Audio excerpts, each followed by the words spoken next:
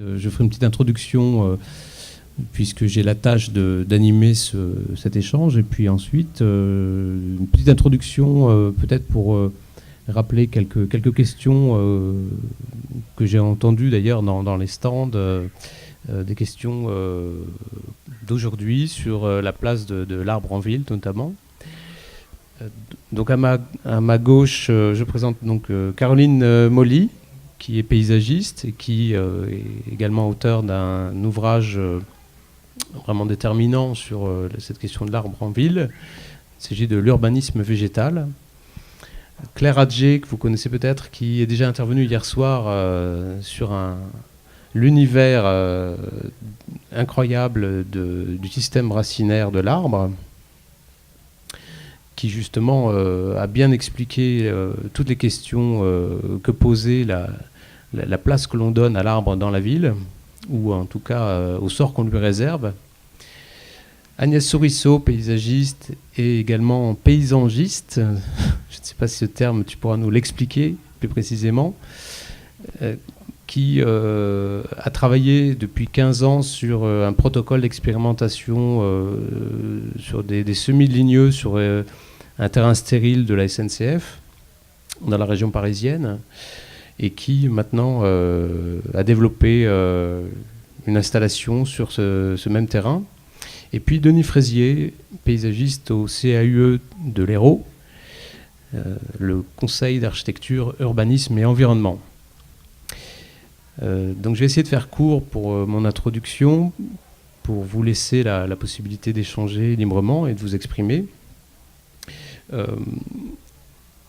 J'ai essayé de voir effectivement depuis hier soir les discussions, les sujets qui revenaient en boucle, et je me suis rendu compte que la question qui était posée par le biais de ces rencontres organisées pour la petite fête de l'arbre abordait souvent la question de savoir quelle proximité on avait avec les arbres, l'arbre en ville étant justement l'illustration de cette proximité.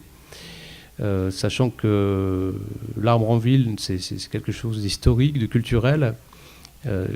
Il a parfois eu un rôle important dans la structuration et l'organisation des villes. Et on parle également d'urbanisme végétal pour cette raison. Je pense notamment au boulevard, je pense à l'arbre lié aux rivières, à l'arbre de production, à l'arbre d'ombrage. Et donc aujourd'hui, on hérite de ces formes qu'on connaît finalement très bien, et on peut se poser la question effectivement du devenir de ces arbres dans la ville. Claire Adjé nous parlait précisément à juste titre qu'il était question de pouvoir retrouver un espace, redonner un véritable espace à l'arbre si on veut qu'il se développe dans les meilleures conditions. Donc ça pose vraiment la question aussi de ce qu'on souhaite dans nos villes et nos villages. Alors il y a des villes effectivement qui sont où l'arbre est présent de façon ténue, notamment dans les rues, notamment dans la situation de villes denses. Il y a des situations où il n'y a pas d'arbres du tout, hein. Vous prenez, je sais pas, Venise ou même ici des villes méditerranéennes où finalement il y a une telle densité urbaine qu'il n'y a plus de place pour les arbres. On va peut-être retrouver de la fraîcheur par d'autres biais, des fontaines ou ce genre de choses. Et puis à l'opposé, des villes dites diffuses. Je pense par exemple à Berlin ou à des villes comme Berlin notamment, où là par contre la présence de l'arbre est vraiment majeure dans la structuration urbaine, mais qui est aussi liée à l'histoire particulière d'une ville qui a été reconstruite, donc d'une vision plus récente de l'urbanisme. Et puis vous avez des villes comme Lodève, où une situation très dense, où l'arbre va être présent par le biais des rivières notamment, ou des collines, c'est-à-dire il est plutôt proche, mais en même temps à l'extérieur.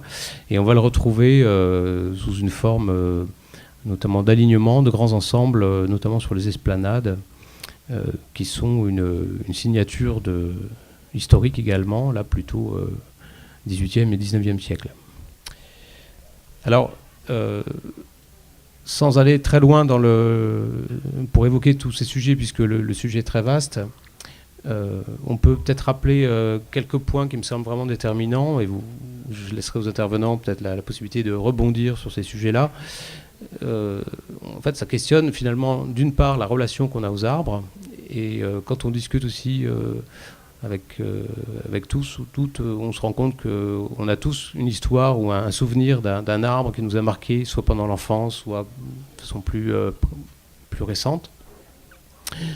On se rend compte aussi que les arbres ont quand même un rôle, et aujourd'hui on reparle beaucoup avec des nouvelles connaissances qu'on a pu acquérir, du rôle notamment des services écosystémiques rendus par les arbres dans la ville. Donc vous avez certainement entendu parler du rôle de l'arbre pour ce qu'on appelle la bioclimatisation, c'est-à-dire la capacité à des ensembles arborés de faire réduire les excès de chaleur, notamment dans les îlots de chaleur qui sont produits par la ville, la capacité à dépolluer, à fixer les poussières, la capacité aussi à pouvoir réguler l'écoulement des eaux, et puis évidemment des choses qu'on connaît mieux aujourd'hui mais qui sont encore à l'étude, le rôle des arbres dans les trames vertes et bleues, notamment sous l'angle de l'accueil de la biodiversité, qui devient important, notamment quand on essaye de refaire des continuums, des continuités entre on va dire des cœurs de nature plutôt extérieurs à la ville et la ville en elle-même. Donc j'aurais envie de reposer tout simplement, puis je passe un peu sur les aspects d'ambiance, mais qui sont cruciaux dans le choix des arbres qu'on peut planter en ville. Donc je reparlerai volontairement de cette question de la proximité. Quelle proximité on peut envisager demain avec l'arbre ? Est-ce que l'arbre a réellement sa place dans la ville, sous forme de parc, d'avenues plantées ou autre ? Donc je vous laisse un peu répondre à ces questions. Et bien sûr, je vous laisse aussi réagir que le public puisse effectivement s'exprimer sur ces questions.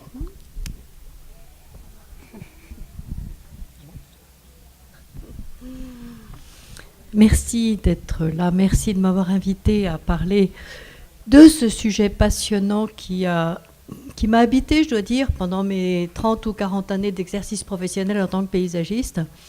Je suis parisienne, je suis urbaine jusqu'au bout des ongles, et je suis un peu une paysanne manquée. Donc mon seul espace de respiration dans une ville comme Paris, c'était non pas les squares qui étaient poussiéreux à l'époque, mais c'était les arbres. Donc il y a pour moi une espèce de je dirais presque une espèce de mythe salvateur, d'élément salvateur de l'arbre dans la ville, ce qui est une des raisons pour lesquelles je me suis consacrée à ce thème, disons pendant 10 ans, au ministère de l'Environnement.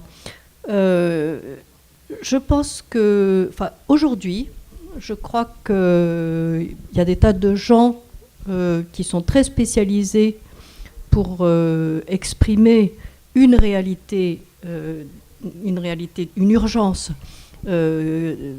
par rapport à la tempérance, à la climatisation des villes. Je n'en parlerai pas. Pour moi, il est important de réintroduire la beauté dans la ville. Nos villes se dégradent terriblement. Et les arbres font partie intégrante de la beauté de la ville, même quand il n'y en a pas. C'est-à-dire que, pour moi, la construction de la ville, l'urbanisme, le projet urbain, est un projet qui réfléchit en même temps et parallèlement et simultanément le bâti et le végétal. Encore une fois, ça peut être très végétal, ça peut être très minéral, mais la réflexion a été là au départ. Qu'est-ce qu'on choisit ? Est-ce qu'on choisit de minéraliser ? Alors à ce moment-là, on fait des villes à l'italienne magnifiques, absolument somptueuses. Est-ce qu'on choisit de végétaliser ? On fait des villes à l'allemande aussi très belles. Mais au départ, il y a un projet, il y a une intention. Et ce qui me frappe aujourd'hui, c'est que c'est le manque d'intention, justement. On bourre, on répond aux demandes un peu intempestives ou de certains groupes de pression, on abat pas mal, on élague encore plus. C'est-à-dire que ce qui me frappe, c'est que c'est vraiment, dans beaucoup de villes françaises, c'est du grand n'importe quoi. Donc c'est un peu sur le traitement de l'arbre en tant qu'être vivant et élément majeur de l'ambiance urbaine et de la beauté de la ville que je parlerai, c'est ce qui m'intéresse le plus aujourd'hui.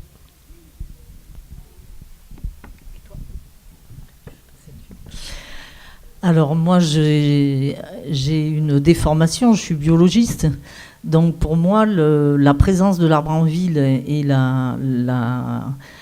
le fait que le public puisse être en contact avec l'arbre en permanence est l'élément de connexion de l'être humain à ce qu'il est.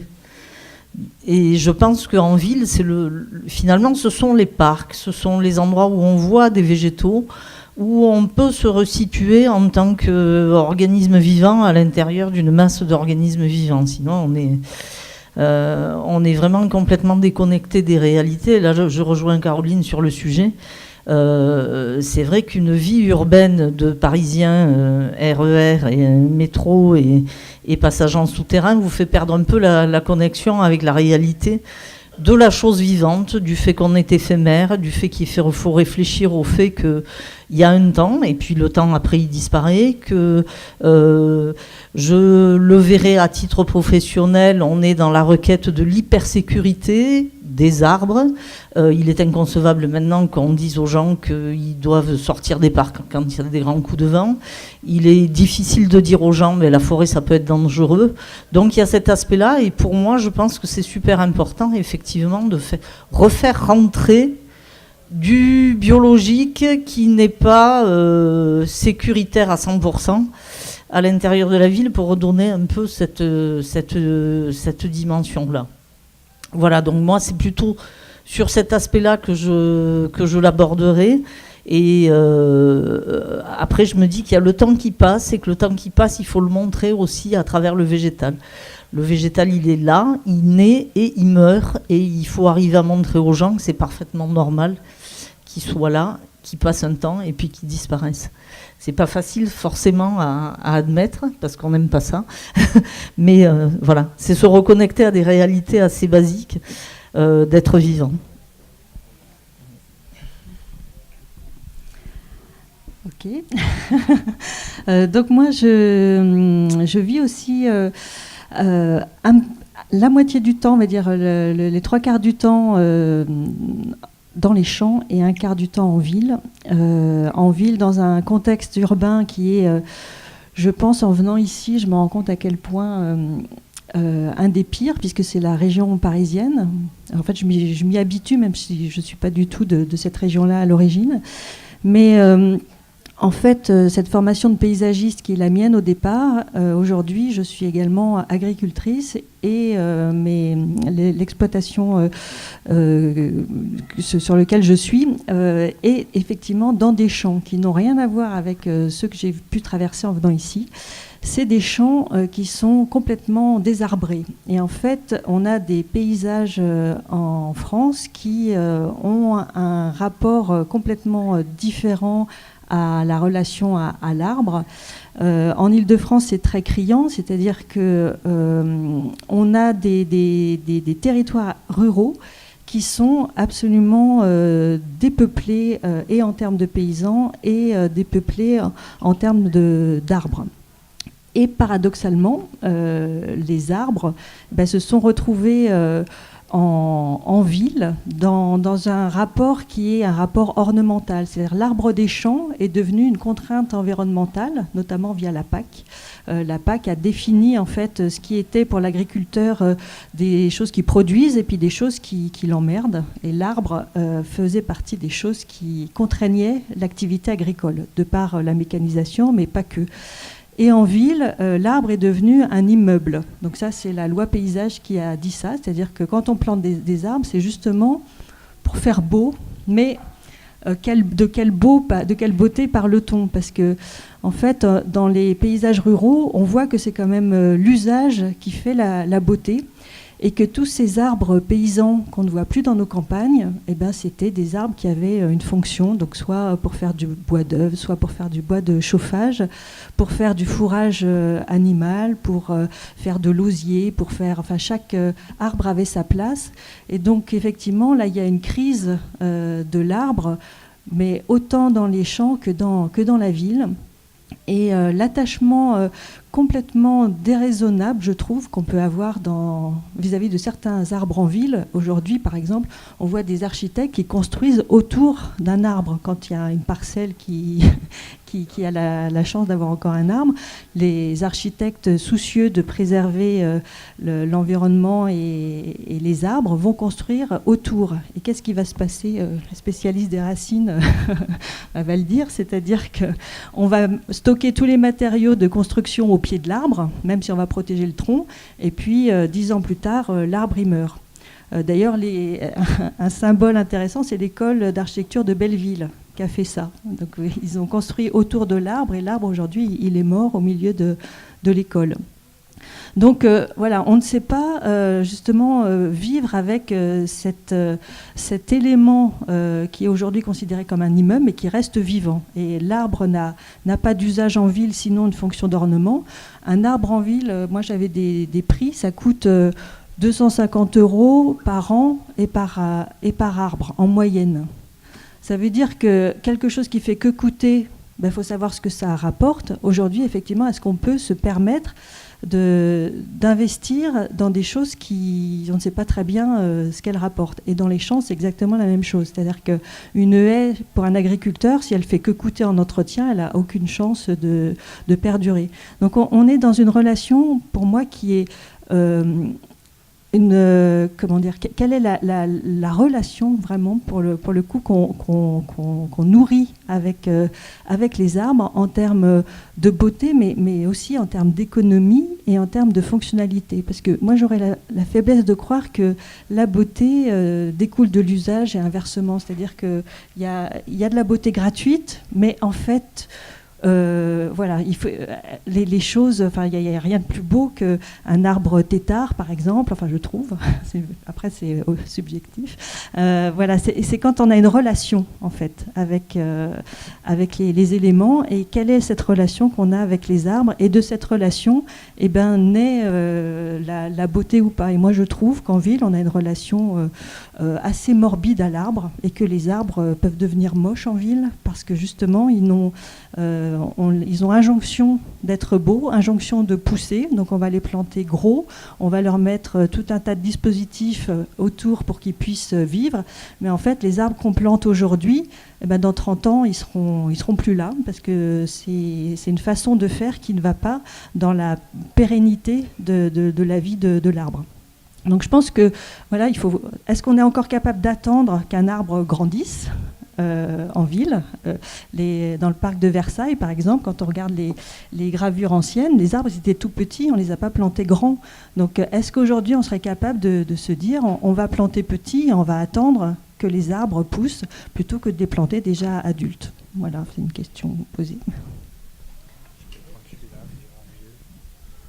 Voilà, bon, alors je termine la longue brochette là par ma petite vision locale. Moi, je travaille donc dans un CAUE, Conseil d'architecture, d'urbanisme et d'environnement, notamment celui de l'Hérault, donc de notre département. Et donc, mes fonctions, mes missions sont plutôt tournées vers le conseil auprès des élus et des techniciens des collectivités locales.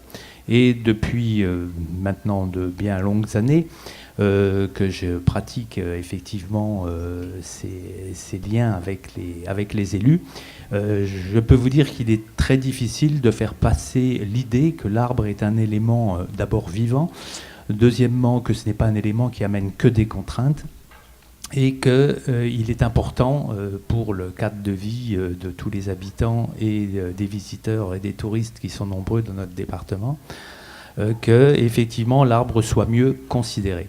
Et si on connaît bien le comportement de l'arbre vis-à-vis de son environnement, on connaît beaucoup moins le comportement de l'humain vis-à-vis de l'arbre. Et l'humain est malheureusement l'élément clé dans toute cette phase d'installation et de plantation des arbres. Alors je vais vous citer une petite anecdote qui est intervenue il y a l'année dernière. Il y a une vingtaine d'années, j'étais en contact avec un élu d'une commune périurbaine, je ne la citerai pas, et on a composé avec le paysagiste concepteur qui était nommé un espace d'esplanade centrale pour le village. Et nous sommes arrivés effectivement à faire planter un mail de micocoulier, quelques essences rares comme du noisetier de Byzance, qui a très très bien poussé. Et puis, comme vous le savez, les élus passent et changent, et voilà. Et puis l'année dernière, le technicien m'appelle, m'a dit au secours, monsieur le maire veut faire tailler les arbres, tous les arbres de la place à 5 mètres de haut. Donc les micocouliers, bien sûr, avaient très très bien poussé, et de belles venues, sans problème. Mais il faut absolument installer des caméras de surveillance sur la place. Donc vous pensez bien que malheureusement le maire a acté nos desiderata, mais a quand même fait tailler par l'employé communal qui, le pauvre, était désespéré, ces arbres en poteau à 5 mètres de haut. Et c'est un crève-cœur. C'est un crève-cœur parce qu'on n'arrive pas à faire passer l'idée que l'arbre est un élément qu'il faut préserver, et qu'il demande 1, 2, voire des fois 3 générations pour arriver effectivement à porter à l'état adulte, bien sûr, tout ce qu'on attend de lui. Donc cette mission que j'ai, elle est toujours très délicate, parce que si on n'arrive pas à faire passer des idées qui sont des idées simples, que l'arbre, je reviens là-dessus, est tout simplement un être vivant, c'est très difficile, et malheureusement les politiques sont eux qui décident partout, et il faut effectivement composer avec eux. Voilà. Peut-être c'est le moment de passer à la salle avec des questions, et on essaiera d'y répondre. Moi, je ne pourrais pas vous répondre, je ne le connais pas. Mais simplement, je pourrais vous dire déjà que le marronnier, il n'est pas trop à sa place. Je ne sais pas, au niveau dans les régions méditerranéennes, c'est vrai qu'il faut effectivement opter pour une essence qui soit en relation avec son environnement. Et c'est vrai que le marronnier quand même nécessite d'avoir une terre relativement profonde et fraîche, donc ce qui n'est malheureusement pas le cas ici, sauf effectivement peut-être dans les bas de vallée. Alors je ne sais pas où est la médiathèque, je ne me souviens plus sur l'Odève. Mais donc voilà, donc le choix de l'essence est un élément primordial, en tout cas si on veut réussir. Après, bien évidemment, on ne va pas revenir sur les considérations techniques des fosses de plantation qui sont toujours trop petites. Mais voilà, l'acte de planter doit nécessiter une réflexion, qui est une réflexion, je dirais pas uniquement scientifique, mais une réflexion quand même qui prend en compte énormément de critères.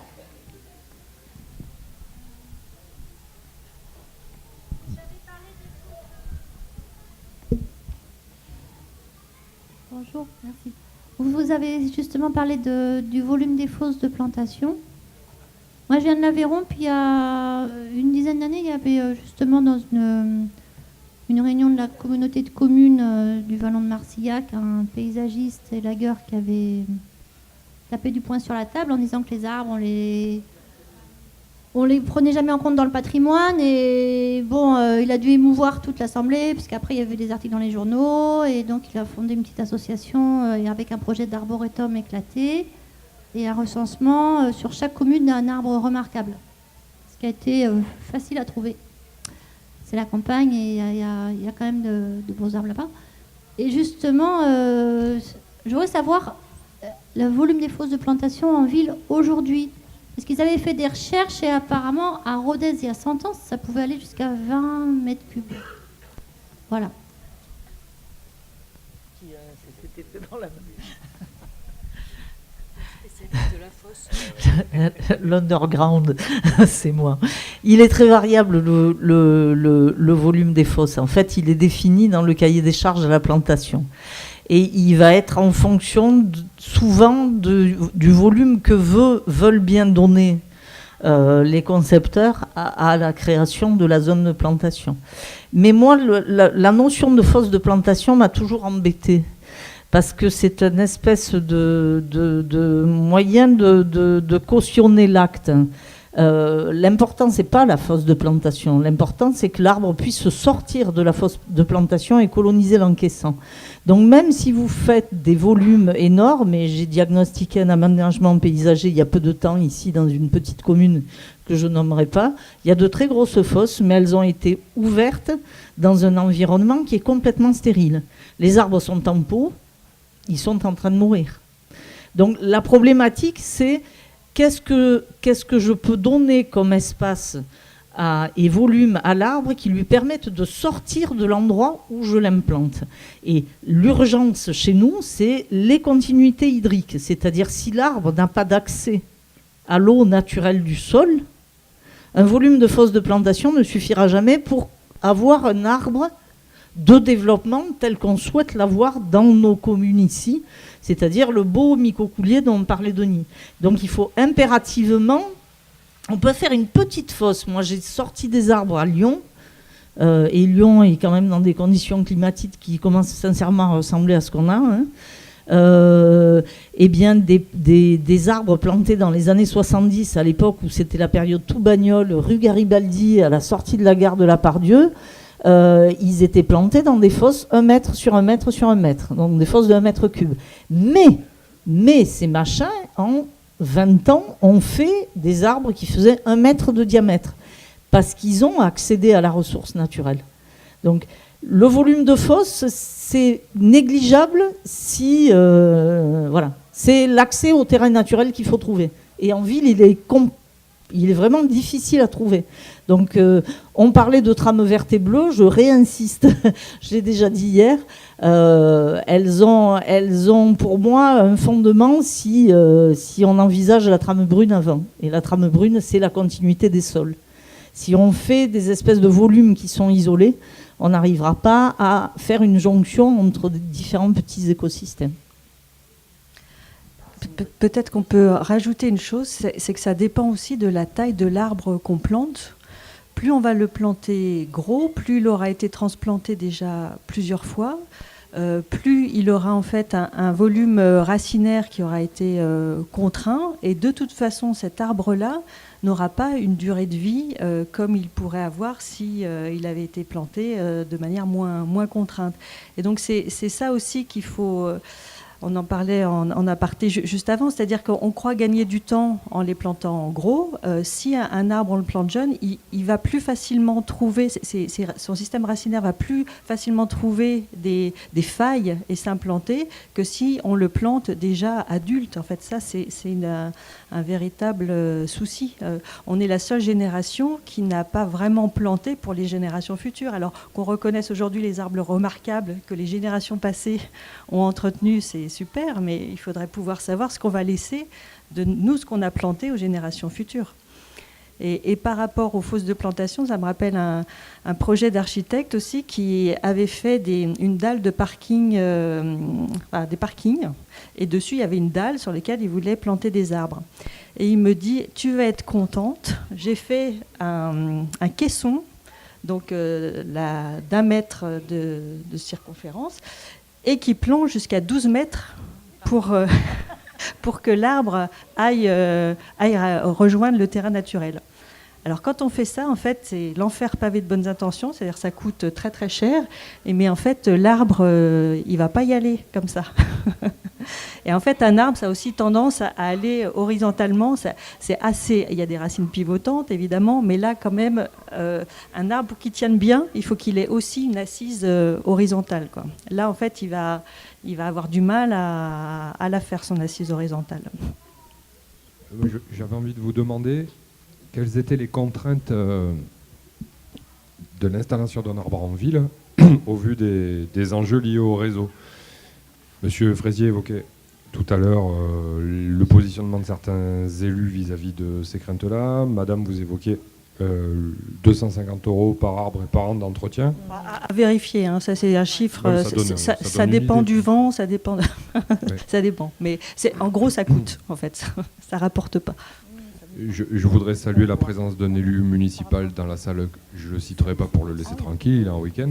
Mais il y a des volontés locales aussi pour essayer d'amener plus d'arbres en ville. Pourriez-vous nous proposer quelles sont les contraintes, quelles sont les limites? On a des exemples, par exemple, de pins abattus en bordure de réseau routier. Donc l'enracinement traçant ou hyper traçant de ces arbres a explosé les trottoirs et la route associée. Y a-t-il des contraintes pour les câblages? Il y a de tout, il y a les égouts, il y a l'adduction d'eau potable, il y a la fibre optique, il y a les lignes haute tension, moyenne tension, voilà. J'aurais pu présenter hier les plans de réseau du boulevard Henri IV à Montpellier, vous voyez, quand on a fait le tram. Vous n'avez pas 1 millimètre sur le plan qui est libre. Donc effectivement, il y a une contrainte énorme et c'est vrai que dans les aménagements, on a tendance à se dire Alors, je pars la semaine prochaine sur un projet sur le Grand Lyon, ils seront justement en train de se dire on va arrêter ces choses-là. Mais c'est vrai que quand on refait un aménagement urbain, on se dit c'est le moment où il faut repasser des réseaux, dévoyer des réseaux, installer de nouvelles choses. Et je ne sais plus, moi, sur le boulevard Henri IV, rien que pour les télécoms, au sens large, je n'ai pas le bon vocabulaire, mais tout ce qui se concernait fibre optique, réseau d'alimentation, de la fac de médecine, du CIRAD, rien que pour ça, mais il devait y avoir facilement 1 mètre de largeur pris sur la chaussée. Alors la problématique, c'est quand on a besoin finalement de plus en plus de passer des réseaux, de plus en plus de faire des voiries, d'augmenter la circulation, et ça c'est un parti pris dans une ville, de se dire je continue à maintenir la circulation en voiture et je dois concéder toujours plus de place parce que j'ai toujours plus de débit de voitures qui doit être exigé, et en même temps je veux mettre de l'arbre. Et la problématique, elle se pose dans qu'est-ce que j'ai comme finalement foncier que je peux entre guillemets sacrifier pour l'arbre. Et bien finalement, les fosses de plantation, les lignes de plantation deviennent les variables d'ajustement pour le passage des réseaux. Donc on a très régulièrement des arbres qui sont très fortement abîmés par le passage de la fibre optique. Alors on arrive à préconiser de plus en plus pour des réseaux souples, des manières de travailler qui permettent finalement d'enlever le sol, d'arriver à passer les réseaux souples sous les racines en maintenant les racines des arbres. Ça, on peut le faire, mais quand on a des gros réseaux rigides et gravitaires, on ne peut pas faire ça. Donc il y a des moments où il faut accepter, ne pas mettre un AEP, c'est quand même assez compliqué, hein. Les écoulements d'eau, il faut pouvoir les faire. Donc il y a de temps en temps des obligations et on devrait accepter finalement comme le disait Agnès, peut-être de sacrifier des lignes d'arbres en se disant on ne peut pas maintenir des arbres dans des conditions qui sont des conditions qui amènent une dégradation forte du système racinaire qui fait qu'un beau jour les arbres tombent. Parce que ça, c'est mon lot quotidien, hein, c'est mon boulot de diagnostic. Je peux vous dire que la grosse majorité des arbres qui ont des gros défauts mécaniques, hein, en particulier les gros défauts de pourrissement à proximité du collet, c'est pas les plaies de taille aérienne, hein, c'est tout ce qui impacte le système racinaire. Après, pour les pins, on a des difficultés quand on choisit certaines essences. Hein. Hier, je parlais du platane, je n'ai pas parlé du pin. Mais effectivement, il y a certaines essences qui ont des potentialités de développement racinaire qui font qu'on ne pourra pas éviter les dégâts qu'elles occasionnent aux chaussées. Alors, on fait des rognages, effectivement, de chaussées sur le département. On est contraint d'enlever les racines. Il y a des histoires de sécurité. On n'a pas le droit d'avoir de trous ou de bosses de plus de 4 cm de hauteur sur une voirie, donc on est bien obligé d'intervenir. On hérite de quelque chose et on fait grandir de plus en plus la chaussée et les réseaux vers les arbres. Pour rebondir un peu sur la question de la plantation, moi, je parlais plus en tant que maître d'œuvre paysagiste. Déjà, c'est déjà une chance et une responsabilité de pouvoir planter. C'est pas tous les jours, même pour un paysagiste, je vous rassure, ou pour un élu. Il faut savoir une chose, c'est que dans cette compilation de contraintes que représente le milieu urbain, c'est une équation à résoudre en fait, hein. Notamment ne serait-ce que par rapport au réseau. Et puis on pourrait parler des réseaux aériens, de l'éclairage public, des caméras de surveillance, puisque maintenant on a des contraintes de ce type-là. Quand vous additionnez toutes ces contraintes, il n'y a pas de possibilité de planter, et vous vous retrouvez avec un sol minéral facile à entretenir, ce qui convient bien finalement au service technique. Donc il faut savoir une chose, c'est que les paysagistes, c'est un peu leur job de pouvoir résoudre ces équations. Comment on s'y prend, tout simplement? On essaye de maîtriser aussi le projet en souterrain, y compris dans l'organisation des réseaux souterrains.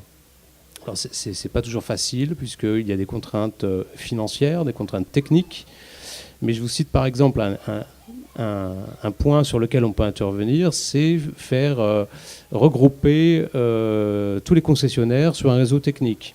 Ce que font les Allemands depuis très longtemps, et de façon systématique. Vous avez des petites dalles sur les trottoirs qui sont posées sur sable, et quand il s'agit de modifier un réseau, un raccordement pour un bâtiment, et bien tout simplement on enlève les dalles, on enlève le sable, on répare et on rebouche. C'est fait en 3 coups de cuillère à peau.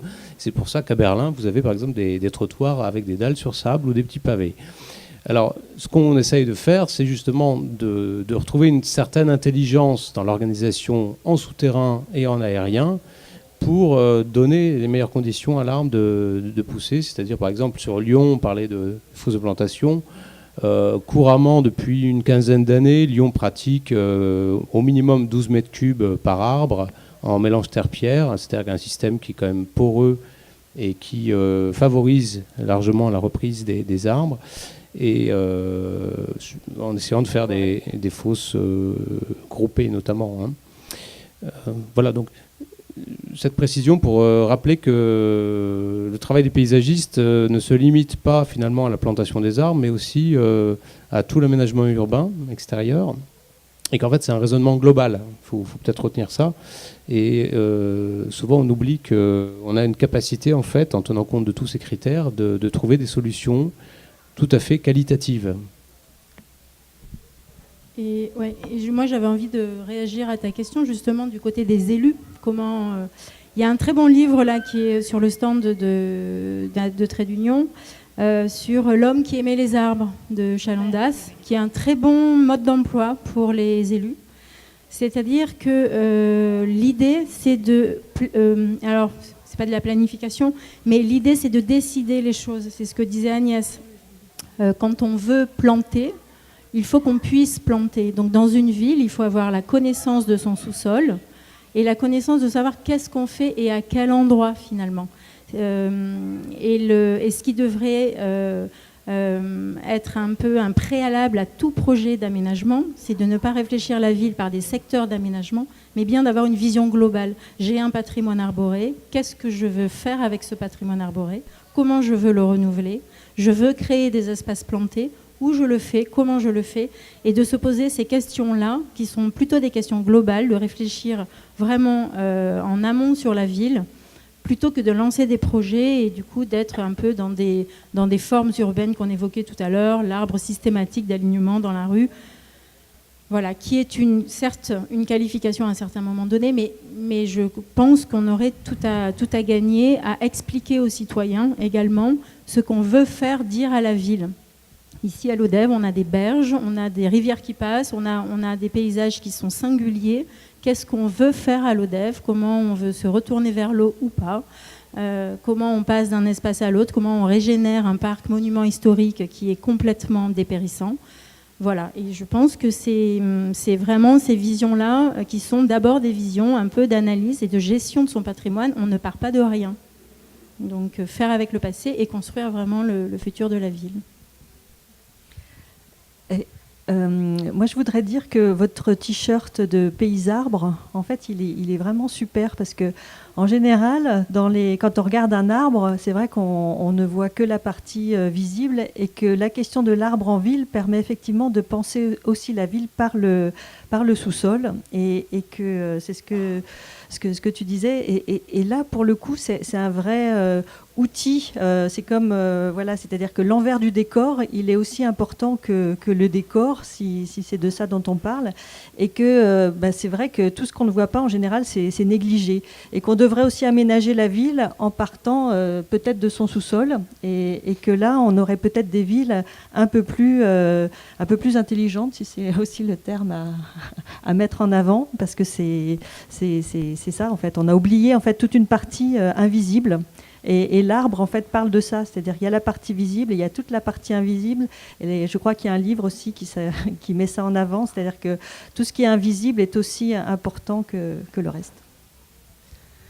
Après, on est actuellement, en termes de recherche sur l'environnement urbain, sur des recherches de conception de matériaux qui permettent de faire pousser les arbres et qui ne sont pas forcément uniquement du sol. Parce que quand on travaille en sol urbain, et qu'on travaille dans la partie souterraine, on se rend compte de temps en temps que certaines espèces, certains individus ont des propensions à pousser à des endroits où, sincèrement, n'importe quel agronome, paysagiste, botaniste et autres n'aurait pas parié un copec que l'arbre serait capable de se développer à cet endroit-là. Donc, on est aussi dans des recherches de solutions alternatives, parce qu'en région parisienne, par exemple, la ville de Paris a un seul fournisseur de terre pour la plantation des arbres sur la ville de Paris. Et on a une grosse problématique de pillage des terres agricoles environnantes pour aller fabriquer les fosses de plantation des arbres dans la ville de Paris. Donc il faut aussi réapprendre à, entre guillemets, gérer l'existant. C'est vrai que nos anciens nous ont légué des parcs magnifiques, ils nous ont légué des zones dans lesquelles il y avait des terres absolument sublimes. On les occupe, on les compacte, parce que maintenant on est à l'ère des gros engins, hein, vous savez, on transplante un arbre en 1h30 maintenant, un gros sujet. On arrive avec une très grosse machine, et parce qu'on a la capacité technique, on a l'impression que le biologique va être capable de suivre. Donc on a tendance à se dire, si c'est faisable techniquement, alors ça doit être faisable dans tous les sens. Mais en attendant, la réflexion effectivement sur l'environnement souterrain dans les milieux urbains, elle est de plus en plus importante à cause de cette notion de pillage de terre. Et donc, on travaille sur des matériaux un peu différents. Alors, le mélange terre-pierre qui était évoqué tout à l'heure, il a un double objectif. À l'origine, il a été conçu pour assurer une portance, en fait. C'est les cailloux qui assurent la possibilité d'assurer des bandes de roulement, si vous voulez. C'est pour qu'on puisse faire pousser des arbres à proximité d'endroits où on fait rouler des voitures et que les deux puissent cohabiter. C'est une alternative. Les premiers mélanges terre-pierre qu'on a fait il y a des années, eh bien, on prenait de la pouzzolane et puis on commence à culpabiliser, et c'est logique en se disant qu'on pille les réserves de pouzzolane. Donc on est dans des recherches d'autres matériaux alternatifs.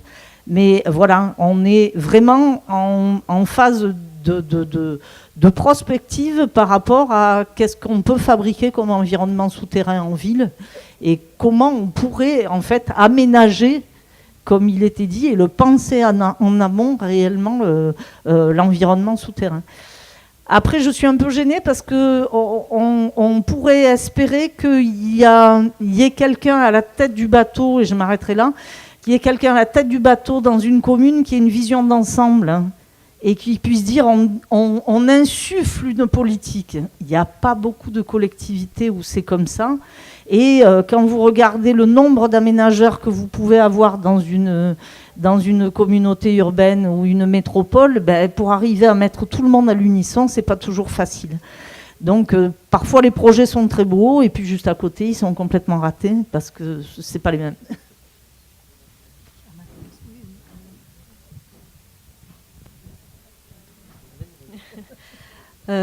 Pour revenir au sujet de ce que coûte un arbre, et effectivement, il faut quand même insister un petit peu là-dessus, parce qu'aujourd'hui, on a une autre approche qui commence à se construire, c'est la question de la valeur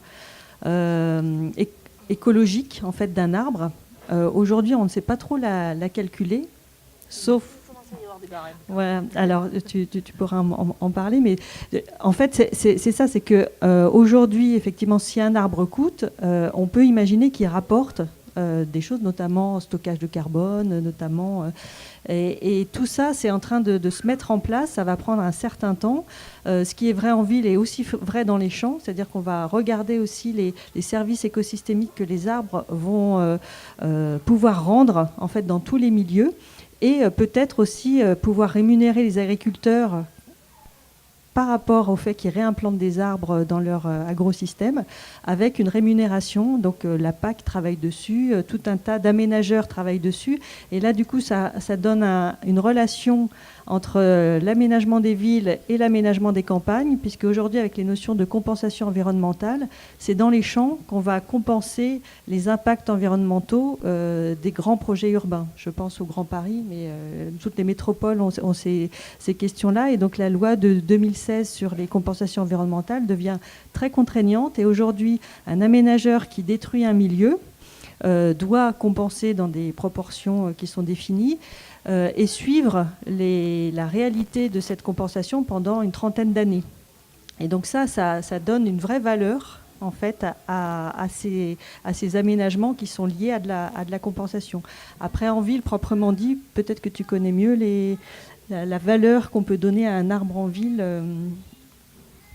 Il y a un certain nombre de programmes de recherche qui se sont développés et qui continuent à se développer sur une évaluation effectivement des services écosystémiques des arbres, en termes effectivement donc d'amélioration climatique, en termes de gestion effectivement de l'eau en souterrain. Donc on en arrive maintenant à finalement essayer de réinfiltrer les eaux dans les sols, parce que vous savez qu'en ville on évacue les eaux pluviales, hein.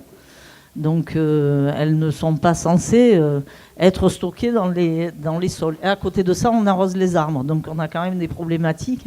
Donc il y a des réflexions de ce type-là.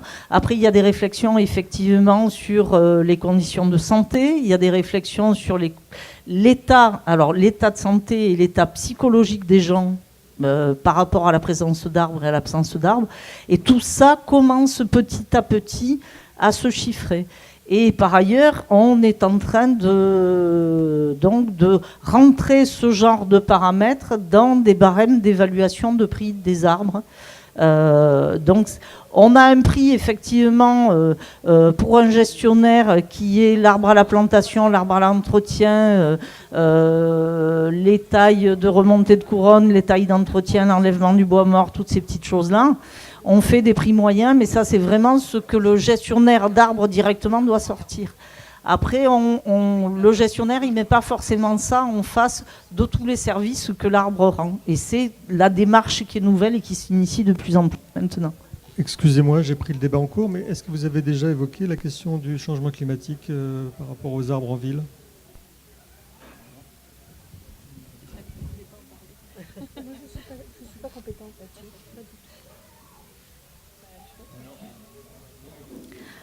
Ben, alors bon, moi je vois qu'aujourd'hui, j'ai assisté il n'y a pas très longtemps dans un lycée agricole, il y avait toute une journée dédiée à l'arbre, et il y avait des invités étaient là, des entreprises comme Yves Rocher ou d'autres en fait, qui parlaient de la manière dont ils faisaient donc de la compensation, enfin en tout cas une compensation climatique par rapport au fait que les arbres stockaient du carbone.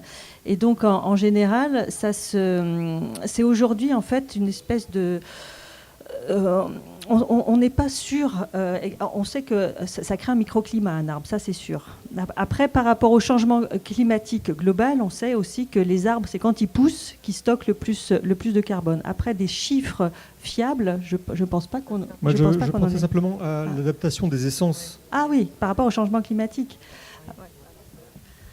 Alors là, on a une grosse problématique justement de possibilité de tester de plus en plus les palettes végétales.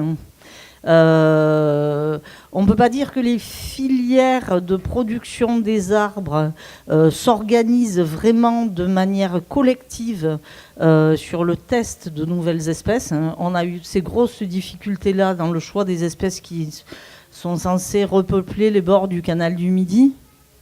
On a de grosses difficultés à introduire des espèces exogènes. On a de temps en temps des lois de protection qui font que l'introduction d'essences dites étrangères, même si le platane n'est pas une essence locale, et si on regarde les essences locales qu'on a, on ne va pas avoir beaucoup d'arbres capables d'évapotranspirer. Mais en attendant, là, maintenant, on est dans des situations où introduire de nouvelles essences, c'est parfois extrêmement complexe. Donc nous, on essuie ça. Sur le projet du canal du Midi depuis 2 ans, 3 ans. On était parti sur un choix d'espèces à expérimenter. L'expérimentation n'a pas lieu, on revient complètement en arrière sur ce sujet-là. Et il faut éviter les espèces exogènes. Pour des tas de raisons autres que le choix du végétal lui-même, mais pour des raisons qui sont liées à l'entretien d'environnements qui doivent héberger les espèces locales, qui ne doivent pas modifier trop l'environnement. Donc il n'y a pas beaucoup, pour vous répondre, il n'y a pas beaucoup de pépinières ou de sites expérimentaux, hélas, qui se lancent vraiment dans l'expérimentation de nouvelles essences arborescentes. C'est très difficile à trouver. Hein. Vous savez, trouver un lot d'arbres assez important, c'est optimisé, oui, mais... Et oui, excusez-moi, par rapport à ce qu'a dit monsieur par rapport au réchauffement climatique, est-ce qu'on voit déjà le déclin de certaines variétés d'arbres, robiniers ou des arbres? On a des arbres très courants dans la région, notamment micocouliers, robiniers, platanes. Est-ce qu'ils sont en déclin? Dans la région, Denis, peut-être que tu veux répondre. Oui, c'est très difficile parce que c'est toujours au cas par cas. Je dirais en fonction des critères, on en a parlé, les critères environnementaux, les critères du milieu. Des fois, un seul critère peut changer et effectivement, l'arbre peut disparaître. Donc, d'avoir du recul par rapport à ça, c'est difficile. Bon, alors c'est vrai qu'on entend dire que bon, les perspectives climatiques diraient qu'à partir de 2050, nous aurions le climat du Maroc. Voilà, c'est aller très loin et bon, voir effectivement réfléchir par rapport, par exemple, à la gamme qui existe actuellement au Maroc. Bon, on voit qu'il y a effectivement des points communs avec la nôtre. Donc, comment pouvoir avoir ce recul par rapport à effectivement ce qui peut passer? Alors, donc, je pense qu'il faut simplement observer. Et puis la nature, comme toujours, sera la plus forte. Et puis c'est elle qui dictera, effectivement. Et je pense que d'autres essences viendront nécessairement pour compléter celles qui disparaîtront. C'est une espèce de logique, la nature ayant toujours horreur du vide. Mais je pense qu'il faut aussi miser sur la résilience possible. C'est-à-dire que... Il y a 15 ans, on avait fait une expérience sur le chêne. On avait planté des jeunes plants forestiers dans un sol adéquat. Et la même période, on avait semé des glands. Et puis, s'en était suivi un été d'une sécheresse absolue. C'était en 2003. Ouais. Tous les arbres, tous les chênes plantés sont morts. Tous les glands semés, en fait... Bon, il ne s'était pas passé grand-chose. Et puis finalement, l'année suivante, on s'est rendu compte en déterrant en fait un gland que le gland avait fait d'abord de la surface, du volume racinaire et avait fait après son volume aérien. Et en fait, dans la graine, il y a un mécanisme d'adaptation qui est inhérent à ce mode de multiplication. C'est-à-dire une graine ne germe que quand les conditions sont réunies. Donc la résilience aujourd'hui, puisqu'on a 15 ans de recul sur différentes expériences d'arbres plantés et d'arbres semés, en fait les arbres semés sont beaucoup plus résilients par rapport aux aléas climatiques. Donc peut-être que ça, indépendamment des essences et des variétés, il y a aussi la manière dont les arbres sont venus s'installer. Alors voilà, aujourd'hui, il faudrait avoir beaucoup plus de recul que ça pour savoir, mais au bout de 15 ans, déjà, on peut dire que l'état phytosanitaire des arbres semés sont incommensurable. Enfin, c'est pas comparable, voilà.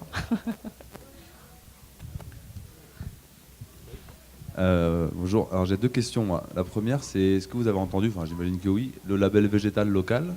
Et si vous pouvez en dire 2 mots, et où est-ce qu'on en est, parce que Alors moi, je suis pépiniériste, mais fruitier, et les gens ceux qui contrôlent la protection des végétaux, là, le SRAL, tout ça, enfin bon, ils n'étaient même pas au courant que ça existait, donc j'étais étonné. Première question. Et la deuxième question, c'est plus sur la formation des employés municipaux, qui se retrouvent les acteurs, même si ce n'est pas les gestionnaires au sens décideur, mais c'est eux les intervenants directs sur les végétaux, pas forcément au niveau du sol, mais voilà, sur des élagages parfois, j'ai envie de dire, compulsifs, et autres interventions. Et qu'est-ce qui est aujourd'hui en termes de formation? Qu'est-ce qui se passe? Est-ce que peut-être le CAUE a un impact là-dessus, ou une possibilité de conseil ou quoi? Voilà, c'était les deux questions. Alors effectivement, sur le label végétal local, c'est la recherche. Pourquoi on travaille de plus en plus sur le label végétal local? Pour une raison très simple, c'est que quand vous achetez un mycocoulier, alors quand vous avez besoin d'acheter un gros lot d'arbres, au niveau local, ici dans le midi de la France, vous n'avez quasiment pas de pépinières. Il y en a très peu qui produisent en grosse quantité.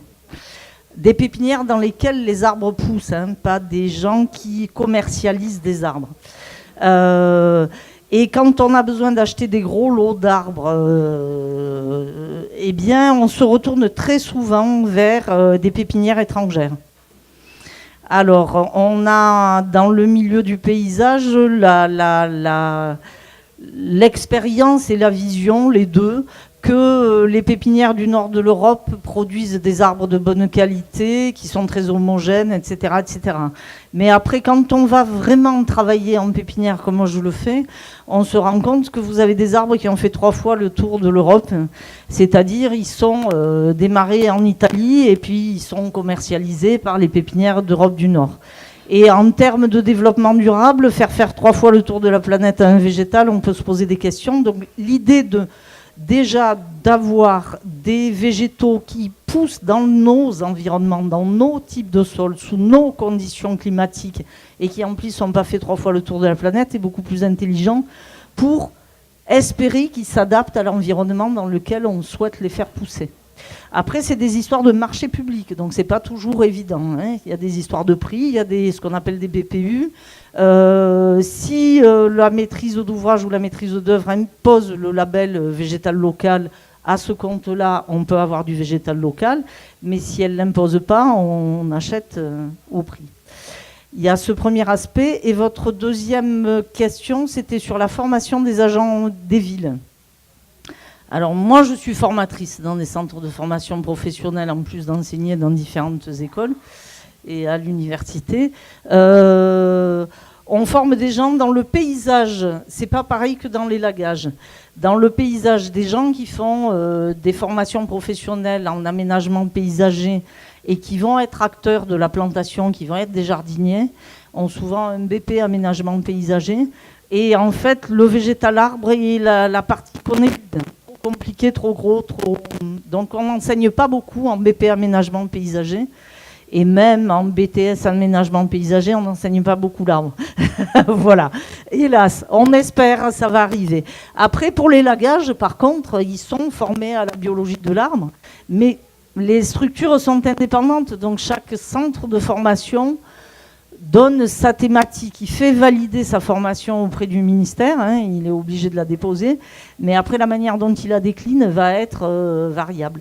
Et la formation continue pour les agents des villes, c'est très compliqué, très compliqué. Moi, j'interviens dans une école qui forme les agents de la ville de Paris, qui s'appelle l'école du Breuil. Pour un agent d'une ville, dégager 3 jours de formation, c'est parfois extrêmement difficile. Alors il y a des strates, hein. Après les agents à un certain niveau ont droit à un centre de formation qui s'appelle le CNFPT, hein, qui est le centre de la formation territoriale. C'est variable les niveaux de formation de ce côté-là. Je pense qu'il y a heureusement certaines grandes villes qui disposent d'un service d'arboriculture. Et en général, à la tête de ce service d'arboriculture, il y a un ingénieur arboricole qui a été bien formé. Et ensuite, ça redescend en cascade. Donc, moi, j'ai vu la différence sur 30 ans, depuis que j'ai commencé à travailler sur ce thème dans les années 80. au ministère, on a mis en place les formations d'élagueurs et on a favorisé aussi la mise en place des formations d'arboriculteurs. Et à partir du moment où les villes ont créé un service d'arboriculture, ça a quand même changé du tout au tout radicalement le traitement des arbres de ces villes qui ont un service consistant. Il faut des grosses villes. Et ces mêmes ingénieurs arboricoles sont à même de discuter avec les ingénieurs de voirie. Et on arrive à avoir, c'est difficile pour eux, mais ils ont fait leur trou dans certaines villes, et on arrive à avoir des projets transversaux un peu mieux coordonnés. Après, je pense que c'est bien la mission du CAUE aussi de faire de la solidarisation de ce côté-là, hein, Denis. On est peut-être plutôt au stade de sensibilisation et information plutôt qu'au vrai stade formation, quoique j'ai pu participer aussi à des formations. Mais c'est vrai que, je vais revenir un petit peu au niveau des élus, des fois les élus, ce que tu disais, ils bloquent un petit peu pour que leurs agents ils aillent en formation parce qu'ils considèrent que c'est du temps de perdu. Ils considèrent que c'est 3 jours en moins, donc pendant ce temps-là, l'employé il est pas là. Donc il faut aussi, et c'est un peu notre rôle aussi, on le dit d'ailleurs souvent, dire à l'élu, mais c'est indispensable. Et d'abord, c'est un droit, la formation, donc profitez-en. En plus, c'est gratuit. Donc il y a beaucoup d'avantages. Bon, alors c'est vrai qu'au niveau local, c'est le CNFPT qui est effectivement l'organisme le plus directement touché, parce que d'abord, c'est plus court, hein, ça se passe dans le département, hein, c'est pas à l'extérieur.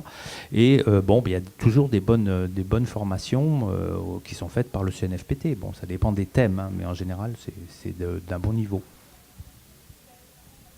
On peut dire un petit mot aussi sur ces grandes villes qui se dotent de services non seulement d'arboriculture, d'arboricole, mais aussi d'écologie urbaine. Et on espère effectivement que les recherches, notamment sur l'évolution climatique, les recherches qui sont menées dans ces grandes villes vont pouvoir bénéficier à tous, notamment sur l'idée de trouver une meilleure adaptation au moment des projets, de pouvoir effectivement développer cette filière locale qui est excellente en fait, notamment au niveau de la biodiversité, des facultés d'adaptation des arbres. Oui. Moi, je voulais revenir en fait sur le végétal local et l'adaptation au réchauffement climatique. Pour 2 choses.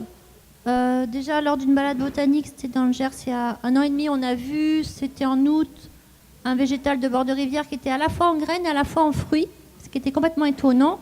Et donc les botanistes qui animaient la balade ont dit voilà, sur un sujet comme ça, là, on peut récolter des graines parce qu'il y a une adaptation de la plante à tous ces aléas climatiques.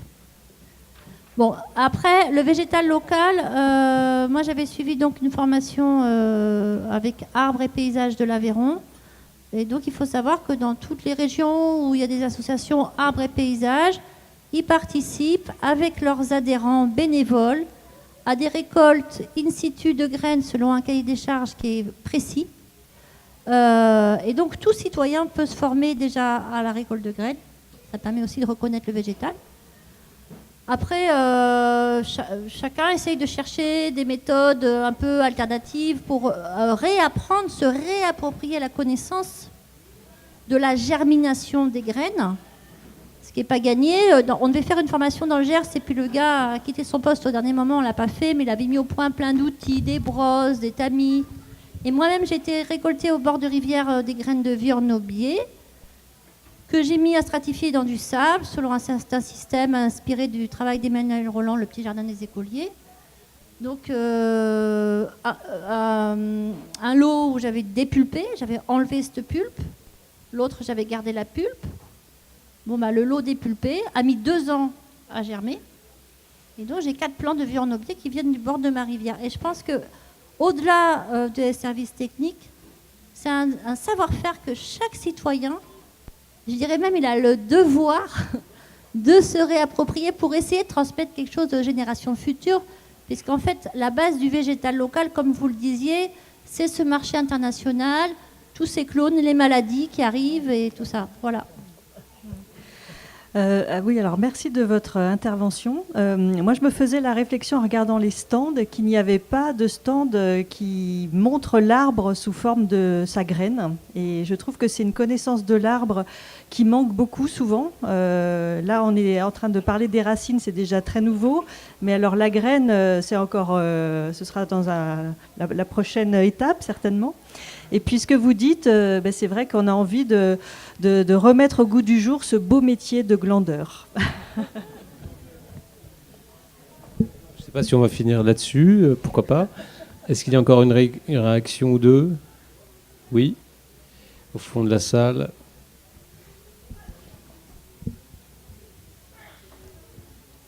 Ouais, je voudrais, bonjour, rebondir aussi sur le végétal local et puis sur les argumentaires en fait, et les argumentaires qui sont utilisés peut-être par Monsieur Fraisier du coup vis-à-vis des élus. Et est-ce que, parce que j'imagine que sur la recherche il y a quand même pas mal d'éléments aujourd'hui sur la quantification des apports que peut avoir l'arbre, mais aussi le végétal local, que ce soit sur, il y en a comme l'épuration de l'eau, on peut la quantifier, les apports que ça peut avoir. Et tous les autres services écosystémiques, il y en a quand même pas mal qui sont quantifiables aujourd'hui. Et est-ce que ces argumentaires économiques, qui peut-être feront un peu plus écho à certains élus, sont utilisés et mis en avant justement dans ces démarches de négociation? Sur le végétal local, vous voulez dire? Entre autres sur le végétal local. Le végétal local, vous disiez qu'il n'y avait pas beaucoup de structures. Nous, en l'occurrence, on est en train de monter une structure sur le végétal local. On veut proposer des arbres et des arbustes justement plus à une cible de techniciens et gestionnaires d'espaces naturels. Et donc il y a des choses qui se démarrent là, dans ce secteur-là et un peu partout en France. Et ce que nous on a pu ressentir, c'est que finalement vis-à-vis de certains élus, on a dû apprendre à se rendre compte que c'est pas l'argumentaire de la dimension paysagère ou de la dimension un peu romantique que nous on peut ressentir vis-à-vis des plantes et des arbres, mais finalement le fait de lui dire que le végétal local, il y aura moins d'entretien derrière, il y a moins de risques de pathologie, il y a moins de risques, il y a moins d'eau, moins de nécessité d'irrigation, et tout ça c'est rapidement quantifiable. De dire vous allez avoir besoin moins de ça, c'est une évidence. Et ça fait souvent, c'est ce qui match pour convaincre un élu ou pour convaincre ou pour intégrer dans un cahier des charges justement l'utilisation de végétal de provenance locale. Voilà. Oui, c'est évident que un des facteurs finalement qui va jouer sur la décision, c'est le prix. Et si effectivement vous pouvez justifier, argumenter que le végétal que vous produisez est adapté au type de sol local et aux apports et au climat et aux conditions, etc., etc. Chez les forestiers, vous imaginez jamais que vous ayez des plantations forestières. Quand vous regardez un catalogue de pépinières forestières, vous avez un détail extrêmement précis de l'origine de la graine, y compris papa-maman, arbre père, arbre mère dans certains cas, où les graines ont été récoltées, quelle altitude. Et si vous voulez acheter du pain des Landes, vous allez avoir Mimizan, vous allez avoir le pain des Landes, et par 50 km de distance. Dans la filière ornementale, quand je fais des formations sur la partie pépinière, dans la filière ornementale, on est dans une absence de traçabilité totale du végétal, et ça, c'est évident que c'est quelque chose contre lequel il faut lutter. C'est évident. Ou peut-être planter des arbres forestiers en ville. Oui. Mais bon, ça réduit la palette. Bien, le sujet est très vaste. Merci pour vos réactions, vos questions. Je tiens à remercier chaleureusement nos intervenants. Dire aussi que nous allons poursuivre peut-être sur d'autres sujets avec la conférence de Caroline Molly qui a lieu à 20h30 ici même. Et également, vous aurez la possibilité de poursuivre avec la conférence d'Agnès Souriceau qui a lieu demain à 14h, j'imagine également ici. Moi, je tiens à saisir un peu aussi, comme j'ai le micro dans les mains, je saisis l'occasion de remercier aussi Pays Arbres, l'association. Je découvre cette petite fête de l'arbre avec un grand bonheur. Et je remercie tous les bénévoles et tous les gens qui participent. Il y a vraiment une très belle énergie. Merci, bonne soirée.